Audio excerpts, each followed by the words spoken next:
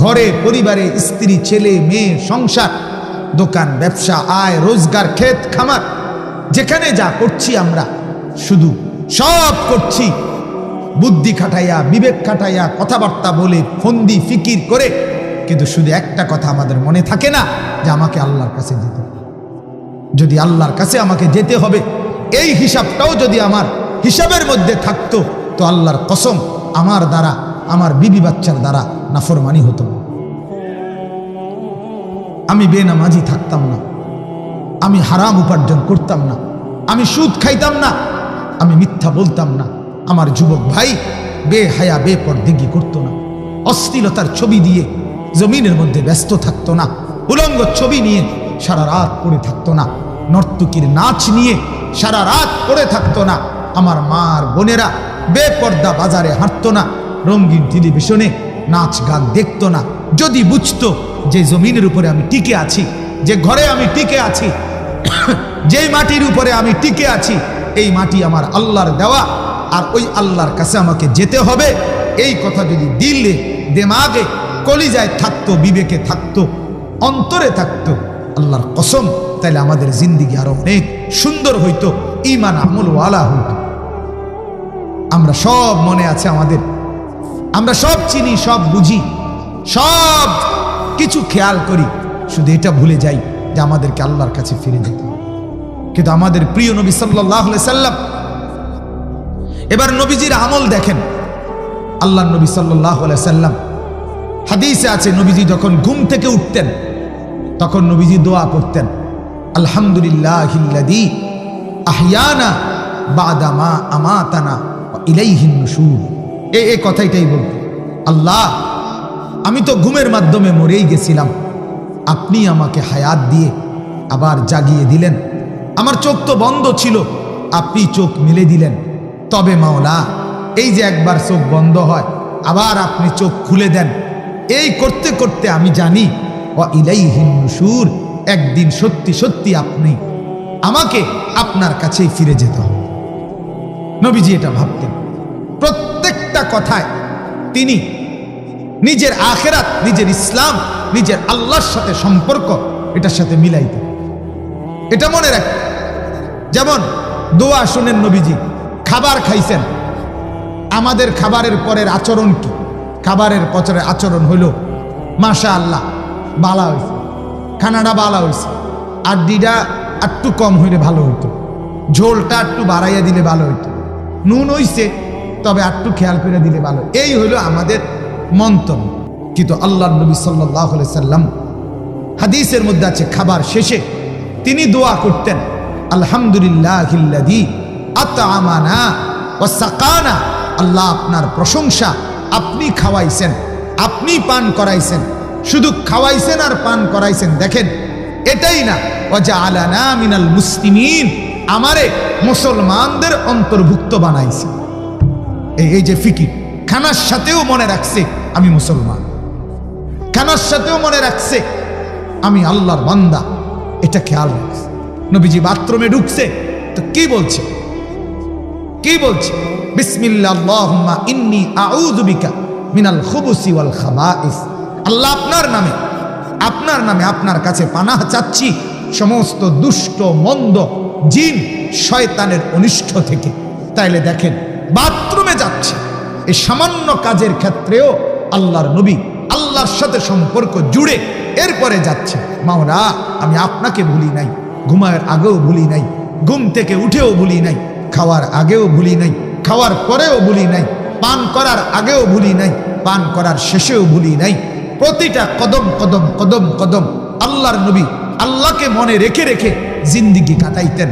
এই কথাটাই আল্লাহ বলছেন, বান্দা আমার জমিন ব্যবহার করো, আমার রিজিক ভোগ করো, আমার জমিনে চলাচল করো, আমার জমিন থেকে তুমি উপকৃত হও, তবে শুধু এটা মনে রাখো ওয়া ইলাইহিন নুশুর, আমার কাছে তোমাকে ফিরতে হবে। কার কাছে বলেন না? অতএব বাপ, এটাই আমার বক্তব্য। আমিও ভাবি, আপনিও ভাবেন, ওদিকে তাকায়েন না ভাই। কারো যদি এ তো মালিকের, এটা দেখেন আল্লাহ তাআলার ইচ্ছা ছাড়া, আমিও প্রায় এটা বলি, কোনো নারী কোনো পুরুষ যখন পাগল হয়, আহা তো কি হয় সেটা, তার মাথাটা তো মাথাই থাকে, কিন্তু ভেতরে রব্বুল আলামিন কি করলেন যার কারণে আমার মতো আপনার মতো মাথা দেখতে, কিন্তু এরপরও আমরা তাকে পাগল বলি। তার মানে বোঝা গেল আমার এক এক সেকেন্ডের সুস্থতা আমার আল্লাহর হাতে, আমার আল্লাহর হাতে, আমার আল্লাহর হাতে। আমার গলার ভেতরে ভোকাল কর্ডে যেখান থেকে কথা বের হয়, সেখানে মাইক্রোস্কোপ যন্ত্র দিয়া, অনুবীক্ষণ যন্ত্র দিয়ে দেখা যায় এরকম ছোট্ট গোটা, যেটা স্বাভাবিক দেখলে বোঝা যায় না, এত সামান্য গোটা, যার কারণে আমার কথা বন্ধ হয়ে গেছে, আটকায় যায়, কথা বের হচ্ছিল না। অপারেশন করছে, এরপরে আলহামদুলিল্লাহ কিছুটা কথা বলার তৌফিক আল্লাহ দিছেন। এখন শুধু এই অনুবীক্ষণ যন্ত্রে দেখা যায় এমন সামান্য গোটা পরিষ্কার করতে 4,20,000 টাকা সর্বমোট আসা যাওয়ায় আমার খরচ হয়েছে ইন্ডিয়ায়। তাহলে আপনি বলেন, আমার এই পুরা হাত যদি ঠিক করতে হয়, আমার যদি পাও ঠিক করতে হয়, আমার দেহের এক এক অঙ্গ যদি ঠিক করতে হয়, তাহলে এবার ভাবেন তো বাপ, যুবক ভাইয়া, তুমি ভাবো, তোমার এই হাত ধরে বলি ভাইয়া, মাথার চুল থেকে পায়ের নখ পর্যন্ত আল্লাহ তাআলা আমাকে আপনাকে কত লক্ষ কত কোটি টাকার সম্পদের এক দেহ আল্লাহ তাআলা দান করছে। বলেন না ভাব, একটা একটা অঙ্গ ঠিক করতে চাই, বলেন। এজন্য কদর করলেন না, চিনলেন না নিজের সুস্থতা, নিজের যৌবন, নিজের জিন্দেগি ভুলেই গেলেন। আল্লাহর দেওয়া দুনিয়া ভোগ করছেন, আল্লাহর দেওয়া রাত। আমি কালকে কিশোরগঞ্জ গেছি মাহফিলে, ভৈরব থেকে মাগরিবের পরে আমি আপনার এতটা কুয়াশা, মাগরিবের পরে একটু পরেই ভৈরব থেকে পাকুন্দিয়া কয় কিশোরগঞ্জ মাহফিলে গেছি, যখন পৌঁছছি তখন বাজে রাতের 10টা। মানে গাড়ি একটু একটু একটু করে 100 করে আগাইছে, এতটা কুয়াশা। তাইলে আমি ভাবলাম, ভাই মালিক, কিছুদিন আগেও তো আমি আসছি, তখন তো চতুর্দিকে এমন কুয়াশা দেখি নাই। তাইলে এই জমিনের ভিতরে কে এই কুয়াশা এনে দিলেন, ঠান্ডা এনে দিলেন, আবার সেই ঠান্ডা কিছুদিন পরে গরমে রূপান্তরিত করবেন। প্রতিনিয়তই রাত আনে, দিন আনে, সকাল আনে, দুপুর আনে, সন্ধ্যা আনে, রাত্রি আনে। আপনি আমি হাসেন, কাঁদেন, হাঁটেন, চলেন, উঠেন, বসেন। দোস্ত, একটা বারও কি ভাবেন না এই কাজগুলো আমার দেহে কে করছে? যিনি করছে তার কথা একবারও মনে হয় না?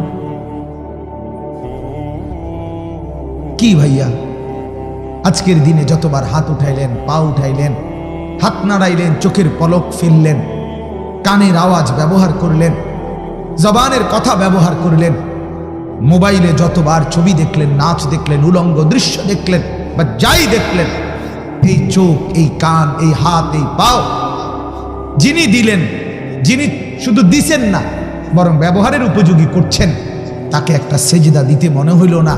আপনি মানুষ, যুবক, তুমি মানুষ, তুমি মানুষ মিয়া। তাহলে জানোয়ার বলবা কাকে? একটা বারও তোমার মনে হলো না কথা? ফজর গেল, জোহর গেল, আসর গেল, মাগরিব গেল, এশা গেল, একটা সিজদা দিতেও মন চায় না? হায় হায় হায়, মুসলমান পরিচয়ধারী এত শক্ত হয় কেমনে বাপ? আমারে বলেন না, মুসলমান পরিচয়ধারী একটা মানুষ এত শক্ত হয় কেন? এত পাষাণ হয় কেন? আয় হায় হায়, যুবক, তুমি ভুলে গেছো ভাইয়া, তুমি মুসলমান। তোমার একবারও মনে হয় না? এতগুলো মসজিদের আজান, এতগুলো মাইকের আজান। আমি ইউপি গেছি দারুল উলুম দেওবন্দ দেখতে, এই আমার অপারেশনের সময় 9 তারিখ, 8 তারিখ 9 তারিখ ছিলাম ওইখানে। পুরা রাজ্যে যে কয়জন মুসলমান আছে ইউপিতে, সেখানে মসজিদে আজান দেওয়া মাইক দিয়া সম্পূর্ণ নিষিদ্ধ, সম্পূর্ণ নিষিদ্ধ। আগরতলা গেছি, সেখানে দিল্লিতে গেছি, কত জায়গায় স্টেট আছে যেখানে গরু জবাই করা নিষিদ্ধ। কিভাবে মানবেতর জিন্দিগি পালন করছে মুসলমান, আশরাফুল মখলুকাত, সেখানে রব্বুল আলামিন আমাদেরকে এখনো তো